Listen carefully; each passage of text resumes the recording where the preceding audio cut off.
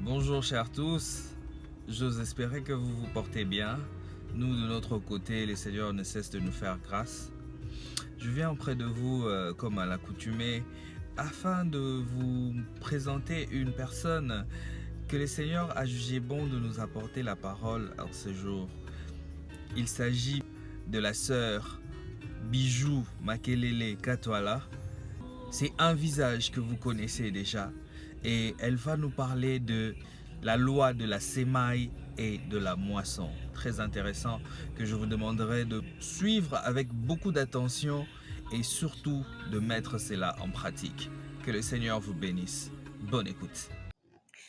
Bonjour bien-aimés dans le Seigneur. C'est toujours un bonheur pour moi d'échanger autour de la parole de Dieu.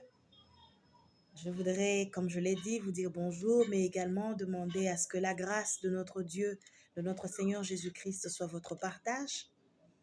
Je voudrais également profiter de cette occasion pour bénir l'homme de Dieu à travers lequel le Seigneur a mis cette vision de pouvoir nous réunir pour échanger autour de la parole de Dieu qui est la vie. Papa Dédé, là où tu es, que le Seigneur te bénisse abondamment, toi ainsi que ta famille. Mais que le Seigneur se souvienne aussi de tous ceux qui prennent un petit moment de leur temps pour écouter ces partages que nous avons ensemble. Et que l'honneur et la gloire reviennent à lui seul, parce que lui seul est digne et lui seul mérite que nous puissions l'élever dans nos vies. Alors sans plus tarder, nous allons lire un passage de la parole de Dieu aujourd'hui dans Galates 6. Galates 6, le verset 7, je vais lire au nom de Jésus. Ne vous y trompez pas, on ne se moque pas de Dieu. Ce qu'un homme aura semé, il le moissonnera aussi. Celui qui sème pour sa chair moissonnera de la chair la corruption. Mais celui qui sème pour l'esprit moissonnera de l'esprit la vie éternelle. Amen. Aujourd'hui, nous allons échanger autour d'un thème, le thème qui parle de la semaille et de la moisson. Et comme la parole de Dieu l'a dit, nous n'allons pas aller loin. La Bible nous dit, ce que tu sèmes, c'est ce que tu récoltes. Voici notre thème d'aujourd'hui. Ce que tu sèmes, c'est ce que tu récoltes. Vous savez, la parole de Dieu nous dit également que la nature est appelée à nous enseigner. C'est-à-dire que dans la nature, quand nous regardons ce qu'il y a autour de nous, nous sommes sans ignorer que l'on ne peut reproduire que ceux de sa race. Quand on est un lion, on ne peut pas donner la vie à une chèvre. La nature telle qu'elle a été faite, c'est que quand tu sèmes, par exemple, une bouture de manioc, tu ne peux pas espérer avoir un autre potager que les feuilles de manioc. Tu ne peux pas espérer récolter autre chose que ce que tu as sémé. La nature nous enseigne que l'on ne peut donner, qu'on ne peut reproduire que ceux de son espèce. C'est comme je l'ai dit tout à l'heure, un lion ne peut donner que des lionceaux. La patate douce ne peut produire que des patates douces parce que c'est comme ça que Dieu a institué les choses. Et aujourd'hui, il nous dit dans sa parole, Galates 6, le verset 7, que ce que tu sèmes, c'est ce que tu récoltes. En tant qu'enfant de Dieu, nous sommes appelés à s'aimer. Tous les jours, nous s'aimons. Même quand tu dis bonjour, vous savez, il y a des gens avec qui l'on travaille, à qui tu as peut-être dit bonjour une ou deux fois, et puis finalement, vous vous dites bonjour. Il y a peut-être un autre à qui tu as dit, qui ne dit peut-être pas bonjour, et puis finalement, on dit, bon, lui ne salue personne. Il a sémé quelque chose, et les gens lui renvoient ce qu'il a sémé. Nous allons lire plus tard pour que nous puissions savoir quelle est la nature des choses que nous, en tant qu'enfants de Dieu, nous devons s'aimer. Nous sommes appelés à s'aimer, oui, mais qu'est-ce que nous semons pour espérer récolter quoi? La Bible nous dit dans Genèse 49, au verset 25, « C'est l'œuvre de l'Éternel, ton Père, qui t'aidera. C'est l'œuvre du Tout-Puissant qui te bénira. Des bénédictions des cieux en haut des bénédictions des os en bas, des bénédictions des mamelles et des seins maternels, les bénédictions de ton Père s'élèvent. Amen. C'est l'œuvre de l'Éternel, ton Dieu, qui te bénira. Très souvent, on se demande, l'œuvre de Dieu, c'est quoi? Comment je dois la faire? On se dit peut-être qu'il faut avoir des grandes responsabilités à l'église, peut-être qu'il faut avoir je ne sais pas, on se représente que ceux qui servent à l'église sont des gens, des super hommes. Je voudrais t'apprendre aujourd'hui une chose. Je voudrais te rappeler, pour ceux qui l'ont déjà appris une fois, que la bénédiction que tu cherches, que la bénédiction de Dieu que tu attends, passe par le service.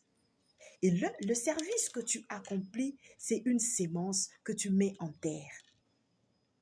L'œuvre de Dieu, le champ est vaste comme le dit le Seigneur, mais il y a peu d'ouvriers. Aujourd'hui, c'est une interpellation pour toi et moi. Tu es à l'église depuis un long moment, tu ne fais peut-être rien. Tu es là, tu te poses des questions, tu traverses peut-être des moments difficiles, tu te dis, je prie, je vais à l'église, c'est le plus important. Parce qu'au moins, je suis dans la foi, j'ai gardé la foi. Oui, ce que tu fais est bien. Mais il y a quelque chose qui doit être encore mieux, c'est de servir le Seigneur. Servir le Seigneur, tu peux le faire à travers tes biens.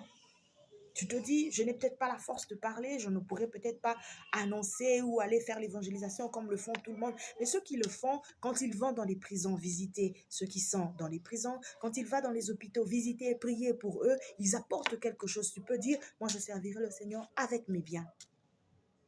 Et en servant le Seigneur, tu es en train de s'aimer quelque chose. Et la Bible nous dit, c'est l'œuvre de l'Éternel, ton Dieu, qui te bénira. Je prie que le Seigneur fasse à ce que toi et moi, nous soyons de ces chrétiens qui ont compris que notre bénédiction passe par le service. Que notre bénédiction passe par le temple de Dieu. En réalité, dans l'homme, c'est l'esprit, dit la parole de Dieu. C'est-à-dire que tout ce que nous arrachons physiquement, tout ce que nous arrachons matériellement, commence quelque part spirituellement. Alors un chrétien qui a compris qu'il a sa place dans l'église, qu'il a quelque chose à faire dans l'église, même quand tu n'auras pas la possibilité de chanter comme le font certains qui chantent merveilleusement bien, tu te dis j'ai une voix qui casse, je ne pourrai pas chanter pour le Seigneur. Oui, tu as des mains, tu peux essuyer même les bancs à l'église. C'est un service. Et ce service que tu rends à Dieu, c'est quelque chose que tu mets en terre. Ça produira certainement, comme le dit la parole de Dieu qui ne ment pas. Et quand ça produira la bénédiction parce que quand nous prions avec la parole de Dieu, nous sommes plus que vainqueurs. Quand nous prions avec la parole de Dieu, nous avons plus d'assurance. Tu apportes la parole de Dieu, tu présentes ça à Dieu. Tu dis, Seigneur, je traverse peut-être des moments difficiles, mais je ne viens pas te présenter mes problèmes. Je viens te présenter un service. Présentons à Dieu un service. Présentons à Dieu un service. Parce que le service que nous faisons, nous le récolterons. Parce que ce que nous faisons, c'est mettre en terre quelque chose que nous avons reçu de Dieu. Ceux qui sont au protocole, tu fais quelque chose, quel que soit ce que tu fais dans le temple de Dieu. J'aime le dire, dans le travail de Dieu, personne n'est plus important que l'autre. Nous sommes tous des ouvriers entre ses mains. Comme un potier, il utilise chacun d'entre nous comme il veut. Si toi, tu prends l'engagement, tu dis, pour Dieu, je vais peut-être commencer à venir seulement torchonner tous les matins. Tu dis, je viens, je prends ma serviette, je prends ceci, je viendrai pour essuyer les bancs, je viendrai pour faire tout ce que tu voudras faire dans le temple de Dieu. Je crois qu'il y a de la place pour chacun d'entre nous. Que le Seigneur booste notre foi, que le Seigneur nous booste. Quand nous comprenons que notre bénédiction passe par le service, nous ne plaisantons pas. Nous disons à Dieu, nous avons des problèmes, certes, mais nous savons que même la résolution de ces problèmes-là passe par le service. La Bible nous dit, vous servirez l'Éternel, votre Dieu, et ensuite, qu'est-ce que Dieu fera? Il enlèvera la maladie, il ôtera la famine. Donc, il y a un tas de promesses qui sont attachées au service de Dieu. Il y a un tas de promesses qui sont attachées. Toi, tu viens jour après jour dans la présence de Dieu. Tout ce que tu fais, c'est présenter tes difficultés. Oui, c'est bien. Vous savez, quand tu as un ami, un intime à toi, à qui quand tu es avec lui, Tu ne fais que présenter des problèmes. Je suis sûre que cet ami-là va se fatiguer. Parce que quand il te voit, il dit, ah, celui-là, il va encore m'amener des problèmes. Soyons de ceux qui reconnaissent la main de Dieu. Quand nous venons dans la présence de Dieu, nous ne venons pas seulement apporter des problèmes, nous venons apporter un service. Le service peut être juste une adoration. Tu entres dans la présence de Dieu, tu l'adores. La Bible nous dit que notre Dieu siège au milieu de la louange. Alléluia.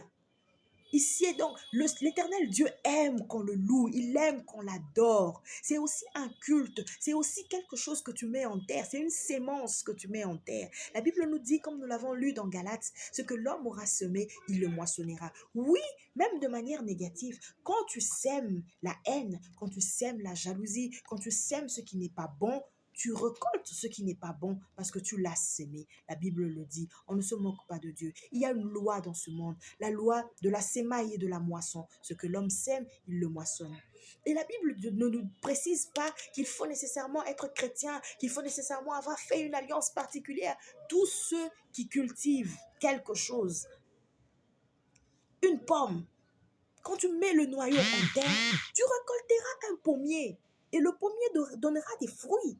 C'est comme ça. Que tu sois chrétien ou pas, il y a des principes que Dieu a établis. De la même manière, Dieu a établi certains principes, que l'homme qui sème est celui qui récolte. De la même manière, il te dit aujourd'hui à toi et à moi que nous devons s'aimer par le service. Nous devons servir le Seigneur. S'il y a quelqu'un qui m'écoute aujourd'hui, tu es dans l'église depuis plusieurs années, tu ne sers pas, tu ne fais rien. Tu te dis, j'attends peut-être d'être parfait, j'attends peut-être d'avoir régularisé telle situation avec Dieu. J'aimerais te surprendre aujourd'hui. Commence par servir. Il y a une image que je voudrais nous donner avant que nous ne puissions prier et clore ces moments. Vous savez, quelqu'un, quand il est en train de nettoyer des vêtements, il y a de l'eau, il y a du savon, il y a le vêtement qui est sale. Mais tu te retrouves avec les mains sales en même temps. Et puis tu dis, je vais d'abord aller laver mes mains et ensuite je viendrai faire la lessive. Mais il y a quelque chose que tu devrais comprendre.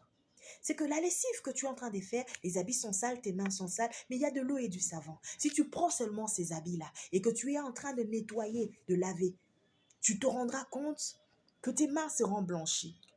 Ainsi il en est de ce que nous devons faire. Entre dans le champ du Seigneur. Ne dis pas, je ne suis pas fort comme l'a fait Moïse, je bégaye, je fais ceci. Dieu lui a dit, c'est avec ce que tu as là que tu dois entrer dans mon champ. Tu bégayes, oui, mais si tu places cette difficulté-là au devant de toi, je te rendrai encore plus bègue devant Pharaon. Que le Seigneur nous aide à ne pas présenter les obstacles. Tu es quelqu'un de timide. Tu es quelqu'un de timide. Moi, je suis timide. Je ne saurais pas faire ceci. Je ne saurais pas aller frapper de porte en porte, de porte à porte pour parler de la part du Seigneur. Oui, tu es timide, mais avec ta timidité, le Seigneur va t'utiliser. Tu dis, je ne sais pas chanter merveilleusement bien. Je ne sais pas, je ne sais pas, je ne sais pas, je ne sais pas. Que les obstacles que tu connais de ta vie ne t'empêchent pas d'entrer dans le champ du Seigneur pour le servir. Tout ce que tu dois faire, c'est te jeter entre les mains du Seigneur, lui faire confiance et faire ce qu'il veut, servir. Et c'est par le service que le Seigneur, tu peux te retrouver. Moi, je connais des gens, plusieurs personnes qui disent, à l'époque, j'étais timide. Je ne pouvais même pas arrêter quelqu'un pour lui dire, est-ce qu'on peut partager de la part du Seigneur? Mais aujourd'hui, ils le font, ils prêchent devant des foules. Comment ils ont pu faire ça? C'est avec l'aide du Saint-Esprit. Je voudrais encourager quelqu'un à ne pas regarder à ses faiblesses, mais à regarder à celui qui a fait la promesse, à celui qui nous dit, il nous tiendra la main, il nous rendra forts. Quand nous lui faisons confiance, même quand nous sommes bègues, le Seigneur nous rend puissants seulement dans la manière dont nous agissons. Parce que l'obéissance produit la force, l'obéissance produit la vie. Que le Seigneur te bénisse et que tu sois aujourd'hui et demain encore plus engagé dans l'œuvre du Seigneur, parce que c'est l'œuvre du Seigneur qui te bénira, parce que c'est ce que tu sèmes que tu récolteras. Si tu sèmes la vie pour le royaume éternel de notre Seigneur, tu récolteras la vie dans tout ce que tu fais, dans toutes tes entreprises. Tout ce que tu toucheras produira la vie parce que tu as sémé la vie dans la présence du Seigneur. Que le Seigneur nous bénisse abondamment.